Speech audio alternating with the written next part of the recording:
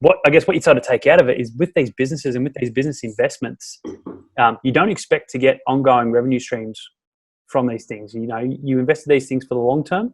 Absolutely. These kinds of businesses, and as you said, when they might sell the business, you might get your equity back. Yeah. Don't expect. Well, some of those businesses, some of the businesses I've invested in pay dividends, so they do pay dividend based on that equity holding. Some businesses I've gone into to be on the advisory board for exchange of equity with no monetary value exchange, and I'll do that for a period of time before I then expect, if they still want me involved and they haven't got to a certain point, that there would need to be some sort of consulting fee component of that to compensate for the additional time.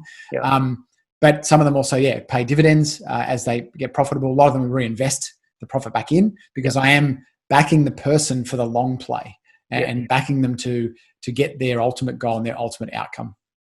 Yeah, and in these fast-growing businesses, you start looking at what's more important. Is it more important to pay you a dividend, or is it more important to take the profits that we make, reinvest them back into the business to make it bigger again? Absolutely. And 90% of the time it'll be reinvestment, as long as it's done strategically. Because sometimes there'll be a partner that could benefit from some dividends, which means that everyone obviously gets paid a dividend. Then that could impact the growth of the business. But also when you get a certain level of maturity and a certain level of profit, sometimes you can't always reinvest that. And if you do, it's about people then putting it back in if they really, really need to. But I've never had that situation happen. It's always been, that deliberate, measured growth, not too rapid so that it chews through all the cash that you got in the bank and you need to keep borrowing it and then keep running out of fuel.